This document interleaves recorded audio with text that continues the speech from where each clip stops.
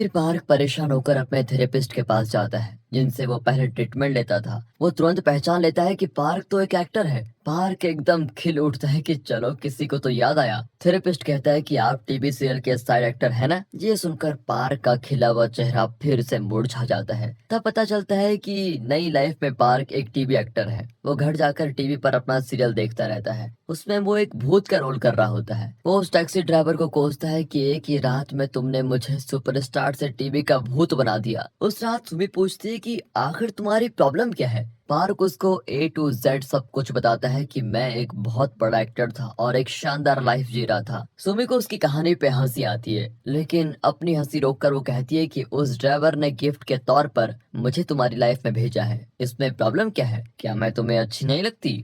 रात को सुमी उसके पास आकर सो जाती है। अब पार को सुमी के साथ बिताए हुए वो पल याद आते हैं और वो सुमी को टच करने जाता है, लेकिन तब शेरनी की दहाड़ सुनाई देती है। अरे ये तो खर्राटे मारकर सो रही है। ऐसे ही सुबह हो जाती है। दोनों बच्चे आकर उनके ऊपर लेट जाते हैं। मिंकी उसे बाल बनाने को कहती है तो मिंकू ड्रेस पहनाने को। इनका काम करते करते पार्क बहुत थक जाता है। अब पार्क एक टीवी सीरियल में एक्ट करने जाता है। उसे 5 सेकंड का एक छोटा सा रोल मिलता है। छोटे से रोल में मैं खुद को प्रूव करूंगा, ये सोचकर वो बहुत ही शानदार एक्टिंग करता है। लेकिन डायरेक्टर कहता है कि इस छोटे से रोल में ओवर एक्टिंग करोगे तो हीरो क्या करेगा बेटा, अपने दायरे में रहो समझे। ये कहकर वो पार्क की इंसल्ट ही कर देता है। फिर वो दुखी होकर एक मूवी देखने जाता है, पर उस मूवी का हीरो जिलान है। पता चलता है कि आज कोरिया में यही टॉप का एक्टर है। भगवान की लीला भी अजीब है। ये सोचकर वो जिलान से मिलने जाता है। इतना बड़ा एक्टर होने के बावजूद जिलान बड़े प्यार से पार्क से मिलता है। दोनों एक रेस्टोरेंट जाकर अपनी पुरानी यादें ताज़ा करते हैं। जिलान बताता है कि 10 साल पहले हम दोनों एक ऑडिशन देने गए थे,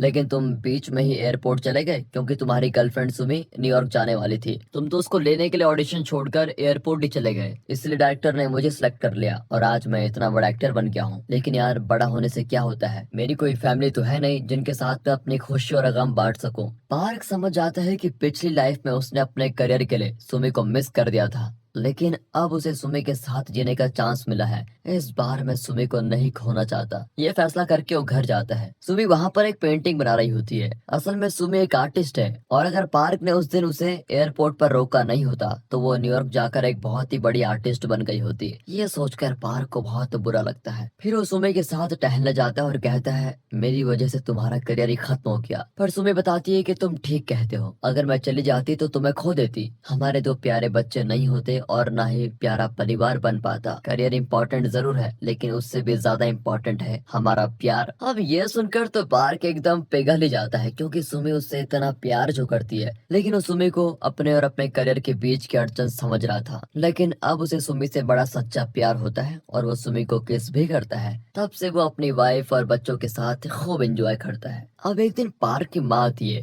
पार्क की पिछली लाइफ में वो एक खर्चीली औरत थी और पार्क की कमाई को पानी की तरह बहा रही थी। उसे पार्क पर बहुत ही गर्व था, लेकिन इस लाइफ में वो पार्क को ताना मारते कि तुम ढंग की नौकरी क्यों नहीं करते, क्या जिंदगी भर टीवी का भूत बन के रहोगे। पार्क बताता है कि मैं टीवी सीरियल छोड़ने वाला हूँ और बड़े बड़े स्टूडियोज के लिए ऑडिशन देने के लिए तैयारी कर रहा हूँ। उसकी माँ को उसकी कोई भी बात कन्विंस नहीं करती। वो थोड़े पैसे देकर कहती है कि तुम्हारे पापा की बरसी है, उन्हें श्रद्धांजलि देना मत भूलना बेटा। पार्क को बड़ा अजीब लगता है, क्योंकि बचपन में उसके पापा उसके साथ वक्त नहीं बिताते थे, हमेशा काम में बिजी रहते थे। अगले दिन वो परिवार के साथ कब्रिस्तान जाता है, लेकिन पापा की कब्र पर नहीं जाना चाहता। अब बच्चे पूछते हैं तो सुमी उनको बताती है कि देखो तुम्हारे पापा अगर तुम्हारे दादाजी की कब्र पर जाएंगे तो उन्हें बहुत ही दुख होगा, इसीलिए वो नहीं जाना चाहते। बच्चे दादाजी की कब्र पर फूल रखने जाते हैं। अब अगले सीन में पार्क एक ऑडिशन देता है। उसकी परफॉर्मेंस सबसे बेहतरीन होती है, लेकिन वहाँ के लोग उसके टैलेंट को देखने के बजाय ये प्लान बनाते हैं कि पार्क के जरिए वे जिलान को अपनी मूवी में एक्ट करवाने के लिए कन्विंस करेंगे। ये जानकर पार्क को बहुत ही गुस्सा आता है कि टैलेंट की कदर ही नहीं है।